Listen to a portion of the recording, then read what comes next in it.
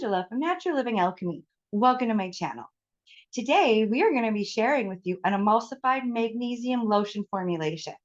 But before we get into that, I just want to invite you to check the description box below this video. And in there, you're going to find a bunch of different things.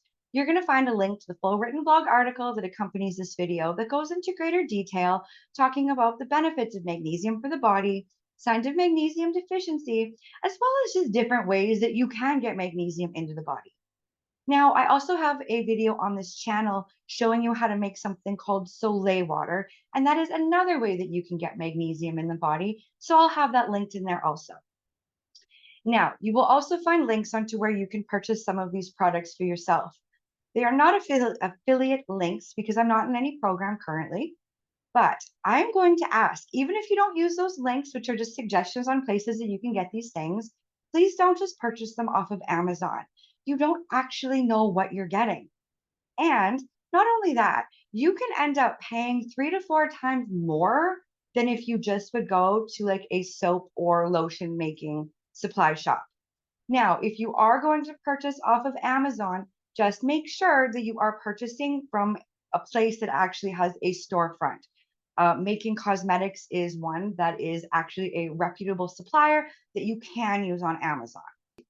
I also want to remind you that I'm not a doctor. None of what is on this channel would be considered medical advice. It's here for education and entertainment purposes only. And it is up to you to talk to your healthcare professionals for following anything that I say. Okay, so now that we've gotten all of that out of the way, let's get into making this lotion. So the key ingredient to this lotion is actually something called emulsifying wax NF. NF just stands for National Formulary. And it's this ingredient that is going to help bond water and oil-based ingredients together. So I have seen a few different formulations online talking about using beeswax as an emulsifier. Here's the thing. Beeswax isn't an emulsifier though, okay? So if you are going to use it as an emulsifier, you just know that you are going to have an unstable emulsion. And not only that, if we're being honest, those formulations actually left me feeling very, very greasy because nothing really absorbed that quickly. And it actually ended up wrecking a couple pairs of bed sheets. Okay. Because I do use this lotion on my calves right before I go to bed. Okay. I find that that definitely helps me go to sleep. So I just don't want you to also wreck your sheets and bedspreads and whatnot. So if you were going to choose to use a different emulsifying wax that is still an emulsifying wax, you can. However, just know that you might get slightly different results. So if you are going to use a different one, throw that in the comment down below this video and just let me know which one you used and how it turned out. Different emulsifiers are actually going to give you a different overall finished texture. Some are going to be thicker than others. Some are going to feel lighter, others heavier. And some are actually going to create an effect called soaping. And that is just a residue that's left on your skin when you apply lotion that you just need to work into the skin. So this occurs when cosmetic emulsions break down and separate, and this results in a soapy appearance. So there's an emulsifier called Olivem 1000 that is known to do this. So if you are finding that maybe it is soaping or something along those lines, it's not necessarily a complete desired result, just know that something like that could be addressed by the use of a co-emulsifier. I've also seen some videos on making magnesium lotion telling you that you do not need to preserve it. Well, that, my friends, is also another piece of inaccurate information. So here's the thing. Magnesium does not actually act as a preservative. That is simply not true, and that is actually just dangerous. We use preservatives to inhibit bacterial and fungi growth, as well as to ensure shelf stability. So by not using a preservative, you're actually running the risk of using a contaminated product on your skin. Or worse yet, you make this for someone and you give it to them, and then now you have contaminated their skin. Remember, we can't always see bacteria and fungi with the naked eye. So is that really a risk that you want to be taking? For my preservative, I'm going to be using something called GeoGuard ECT. It is a low cost preservative that offers broad spectrum protection, and it covers a wide range of pH from 3 to 8. So if you have a different broad spectrum preservative that you would like to use, just check the manufacturer's guaranteed recommendations as to how much you would have to use. Okay. This formulation is going to contain three different phases that you're going to have measured out and ready to go. So phase one is our oil phase. Okay. And that is going to consist of emulsifying wax, um, liquid oil. I have a lavender infused olive oil that I'm using for mine, but it definitely doesn't have to be an infused oil. It's just what I had, and shea butter. Now, I did a video just a couple of videos back on a whipped cold processed shea butter that I talked about when shea butter gets grainy and why. So if you happen to find yourself having some grainy shea butter like I do, this is the perfect project to use it for because you're going to heat it up and then we're going to use a proper cooling technique and those grains are just going to go right away.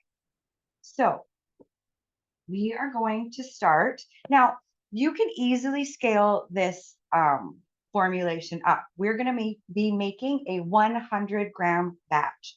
So that means we're going to take 15% of a liquid oil.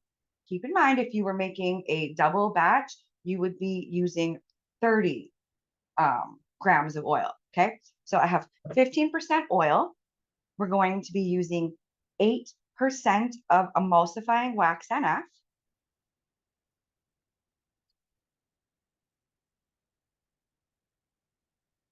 as well as 10% shea butter.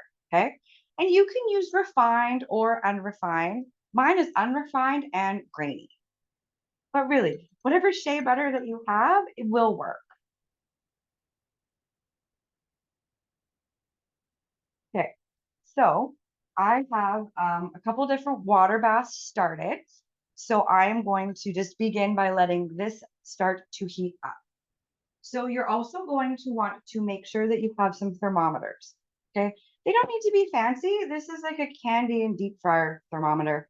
You just need something that is going to be within the range that we're looking for. So you need something that is at least 40 degrees Celsius that would go up to, well, this one goes up to 500. So, okay, I guess 250. Anyway, so you definitely just want to make sure that you have a thermometer so that you can keep track of how hot this is getting because we are wanting our phase A and our phase B to be approximately the same temperature when we add them together. Okay. So I'm just going to put this on the stove and get it to start melting.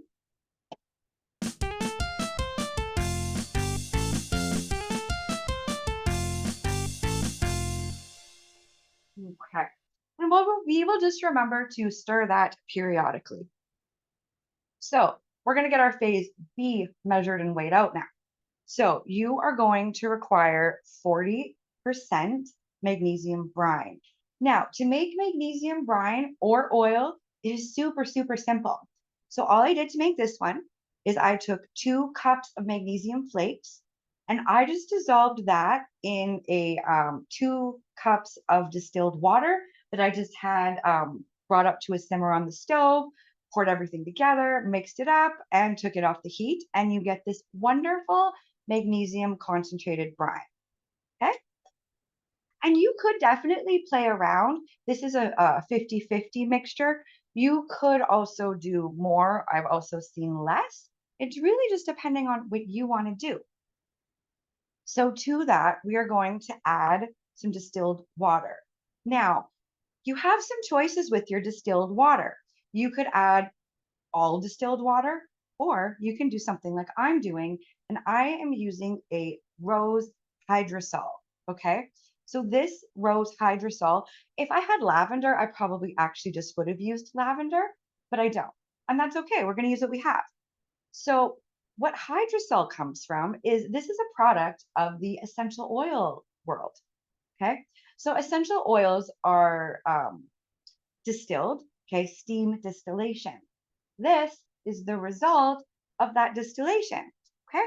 So with any hydrosol, you can use it for 50% of your distilled water portion. So my distilled water portion is 24.5%. Okay. I just split that up in between the two. Okay. And we will just mix them up together like that.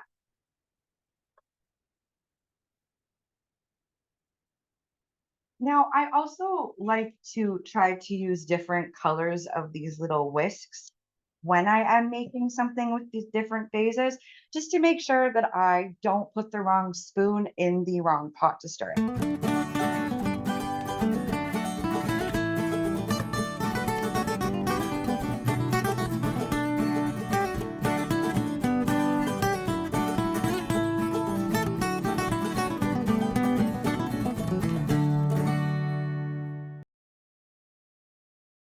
So now that we have our phase A and our phase B coming up to the same temperature slowly, let's get phase C.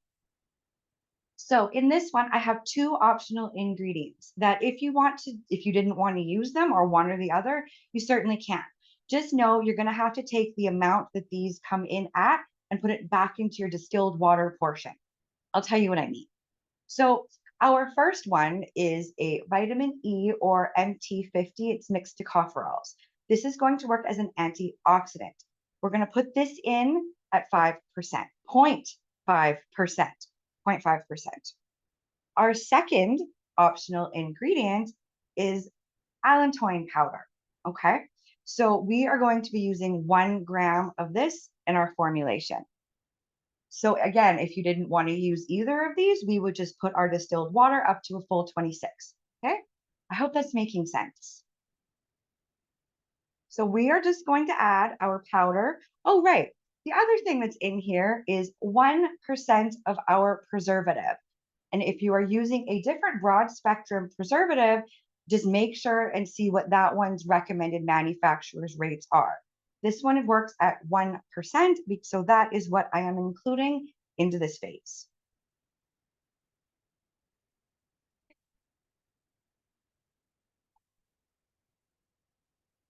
Now, the reason that we are using this allantoin powder is because it actually helps increase cell turnover and as well as being moisturizing and soothing and just helping to stimulate healthy tissue production.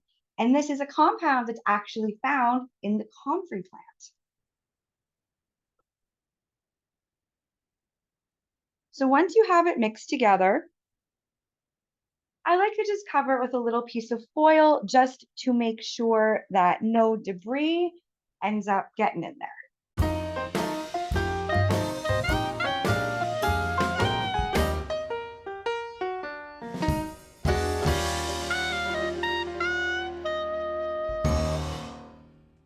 All right, now our oil phase and our water phase are at the same temperature. They're just over 70 degrees. So we are going to, and just be careful, these are hot liquids still. So we are just going to pour phase A into B. And then the mixture should turn a milky white. And that is just going to tell us that our emulsion is starting to work.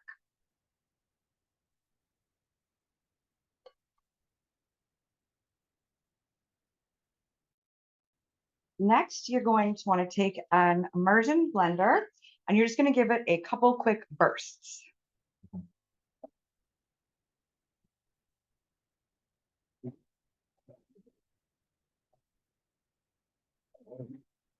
Okay. So then now we are just going to allow this to cool off for a couple minutes. And then we're going to come back and just hit it with the immersion blender again.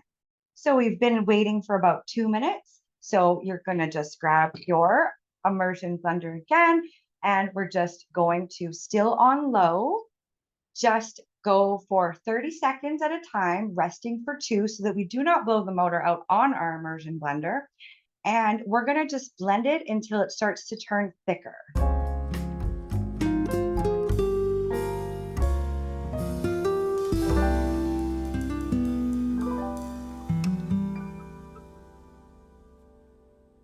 Okay, so we are definitely starting to thicken up. So what we're going to do now is we're going to throw this in the refrigerator Okay. We want to kind of see where the temperature is going to be. So be sure to put your thermometer in there as well. Make sure you take it out before you turn your immersion blender on, of course, again, because we're going to need to wait until this is at least below 40 degrees Celsius before we can add our phase C. So I'm just going to throw this in the fridge for about 10 minutes, and then we'll come back and give it another whip. All right, so it has been 10 minutes, and let us just see what we've got. So we can already tell it's beginning to get a little bit thicker. So what I like to do is just kind of take my little whisk before I start blending it again and just kind of give the sides a little scrape.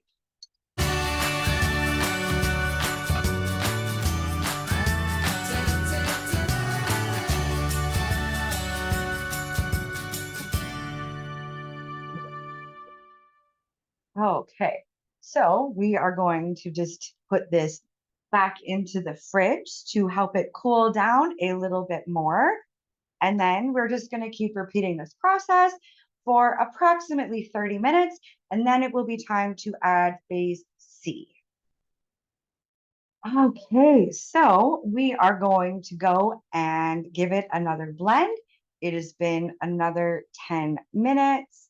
And as you can see, we are definitely a lot thicker than what we started with. Okay, but I'm just going to give this one more one more blend, then we'll cool it off for another 10 minutes.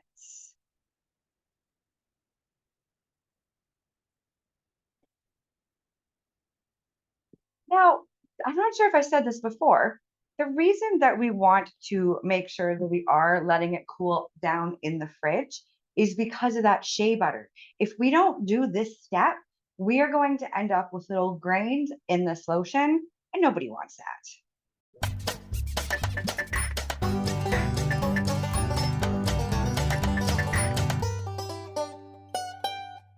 All right, so now that we are cool, we are under that 40 degrees Celsius, let's add our cool down phase.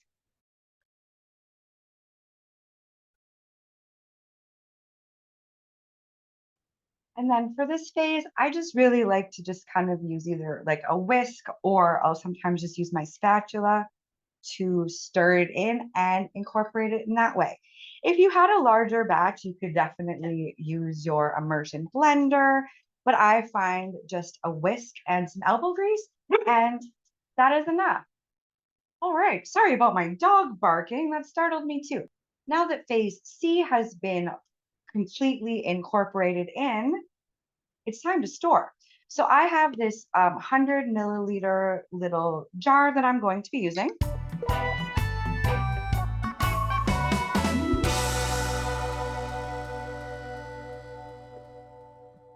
So there's two more things that I do want to do.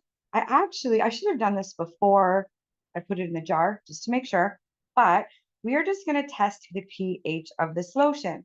Is it a necessary step? No, but it is one that is, you want things that are going on your skin to be between 4.5 and 5.5 pH. So we want to make sure that this is well within that safe range.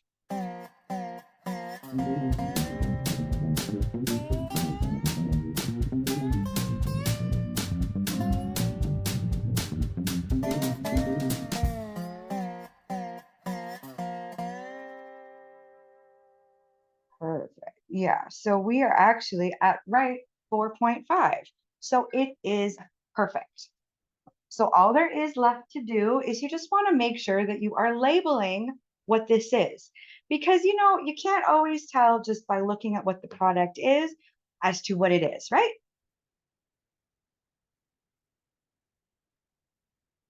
Use this lotion, all you're going to want to do is just take the desired amount out of the container.